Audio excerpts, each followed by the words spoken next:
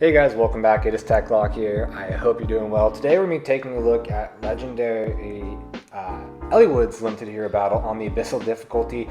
And a disclaimer here, this is not a solution, this is not a clear. All this video is showing you how to set up a checkpoint on the Abyssal map for Eliwood's legendary Eliwood's map. I don't have the resources to fully commit to the solution, and to fully commit would be getting a little bit too far away from the F2P moniker for my comfortability. So just full disclaimer, this is not a solution, this is not a clear, this is only showing you, if you're still struggling with the Abyssal map difficulty, how to set up a choke point using free-to-play units.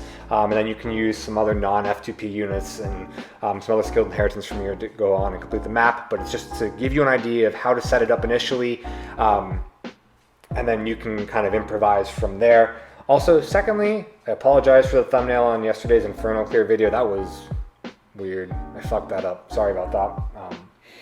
But this is going to center around Emmeryn using Gravity. I'm using Gravity. I don't have the resources here to make her 5-star, Gravity Plus, all that other fun stuff. But you will need a Gravity Plus healer to make this solution work, and I'll explain why when we get into the video. So, I'm using Wallheart here. He's a great stopgap for the choke point solution that I'm going to show you. So on a free-to-play side, Wallheart's great. Obviously, we have our original best dancer, Olivia, and then obviously fourth unit is super flexible. The way I actually cleared this map was using legendary Grima, and both Grimas with their recent refines are really, really good for this map. So have at it if you have that available to you. That's how I did it, and I wish you the best of luck. But again, let's get into the choke point strategy.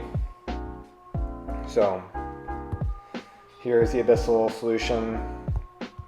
Yeah, this map is rough, to say the least. Basically, move Wallheart over here.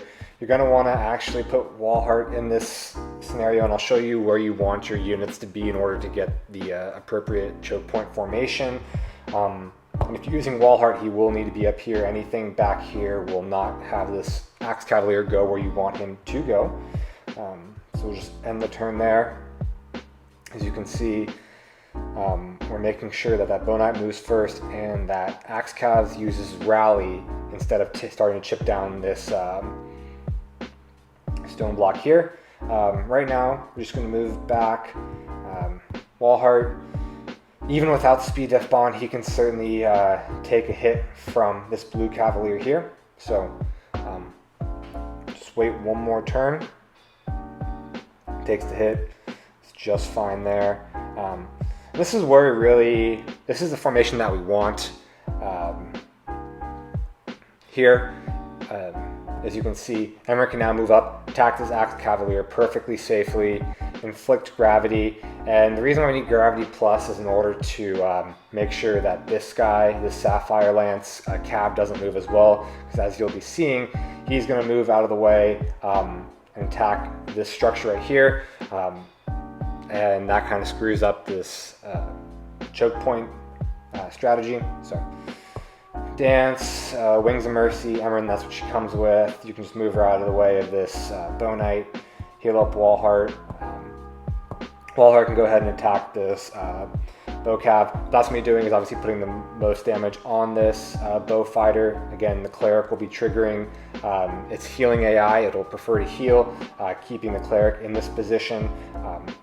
And then the fact that we put the Gravity on this Axe Fighter means that he will prefer, instead of moving over here to rally, without the Gravity, he would move over here, rally on this side, and then this Sword Dragon would come down, break the structure, and then your whole choke point strategy would be kind of gone at that point.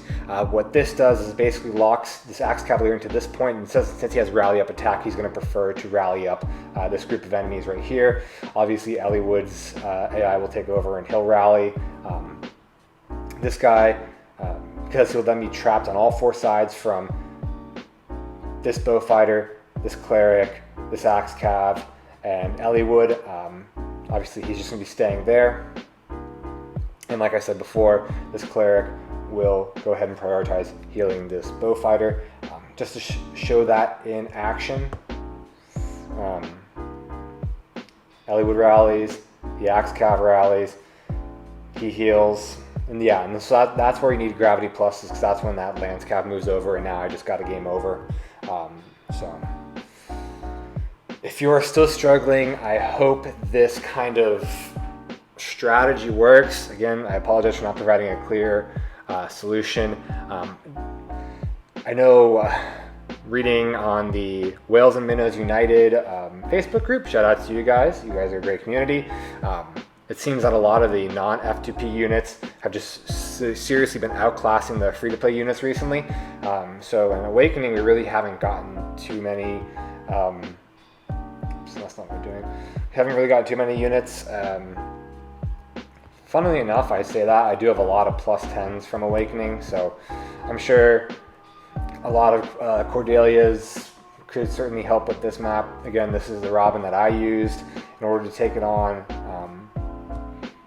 So you can see kind of my Awakening cast here, but as you can see, we're quite limited from the free-to-play options to take on this Abyssal map. And with the bonus doubler and the way IS planned out this whole thing with all the units having 56 attack and they all get bonus doubler, it's just nonsense. I think if you're still struggling, if you have the resources and you really want to go for those 20 divine codes, I think I've mentioned this in a comment before, but I think it's the perfect level of reward that if you can't figure out a solution, it's not the end of the world.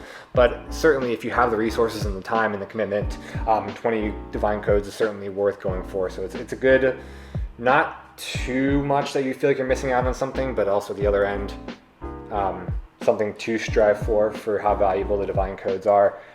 So if you have the resources, getting a healer, and not even just Emmeryn, I mean there's plenty of healers when it comes to Awakening, so putting Gravity Plus, I mean you could even 5-star Lissa, who comes with Gravity originally, so then you don't even have to worry about inheriting Gravity Plus.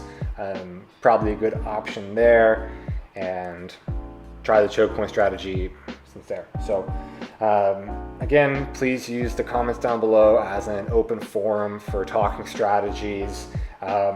Any further questions on this strategy, I'll try to do my best, but that's my thought process right now. Again, apologies for not giving you guys a full Abyssal solution, but good luck with this one. Have a great day, and I'll see you next month.